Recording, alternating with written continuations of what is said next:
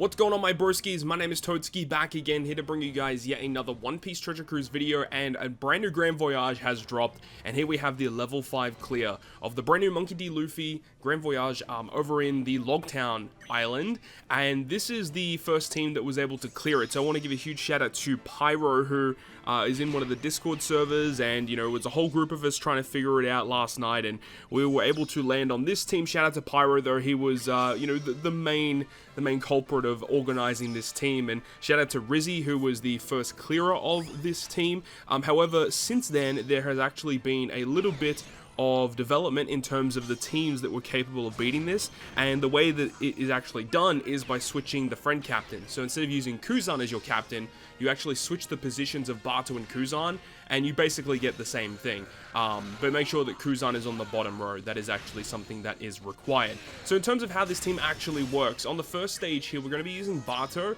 and this is all with level limit break 5. Everyone is level 150. Kuzan and Tezor are limit break expanded. Everyone else is not. But the cool thing about this team is that you don't actually need an upgraded ship, which is really, really cool. But we'll use Bato on stage 1, which gives us an attack and an orb boost for Striker and Driven, and he allows us to protect from defeat for 1 turn, because the back character on stage 1 will actually do a lot of damage on that stage, like over 100,000 damage, so we need it to survive. And being at low HP when we reach stage 2 allows us to avoid the slot bind that does occur on this stage, and by being at low HP we can use the Whitebeard special to remove the despair, get the attack boost, get the chain boost, and because of Bato and the way that he works with level limit break 5, we actually get a color affinity boost that is carried from stage 1 into stage 2, giving us plenty of damage, or just enough damage really, in order to break through that buggy stage. Then when you move on to stage 3, this stage is basically built to be used by Guild Tesoro.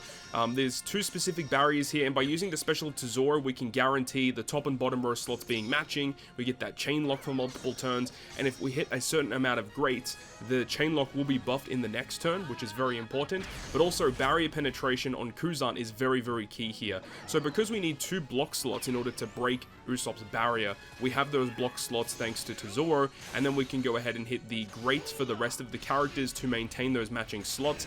And with barrier pierce on Kuzan, that is enough damage to kill the Nami. Then we have this stage, stage 4 versus Sanji. This is where Leonora and Ganryu from the anniversary Ace batch way back in February this year is actually really good, because his special will remove the threshold, it will remove the paralysis, and also give you an attack boost for multiple turns. It's a 3-turn buff, and as well as making dex slots matching for multiple turns. It's very, very important that we have that. The key thing about this stage is we want to remove the perfect slot barriers that are on our slots, because if we have quick slots on the final stage, the enemy will make those slots not do as much damage to them, so we want to get rid of the quick slots. Shout out to the Toadskii support attached to Smoker, so that when we tap perfect, we can remove 1 turn of defense. That is very, very required for this team.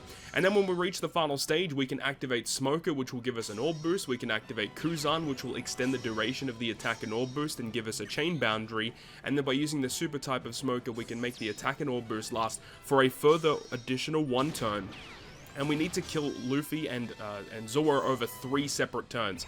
And the thing about this as well is that after the first turn of attacks, you're going to be given a full board of G slots, which is very bizarre, but you get given those G slots and you basically just have to try and kill Luffy. The way that we do this here is we want to make sure that we can tap Kuzan first with his barrier pierce to kill Zoro, and then the rest of our characters are going to be targeted towards Luffy, and then try and kill him over the next couple of turns. But there we go. Shout out to Pyro, shout out to Rizzy, shout out to the community for working hard to get the Grand Voyage teams worked. Hopefully you guys enjoyed this video though, and if you guys did enjoy it, make sure to go ahead and leave a like, and if you want to stay up to date with all the content that I post, including more One Piece Treasure Cruise content, make sure to hit the subscribe button down below. On that, guys, I'll see you guys within the next video.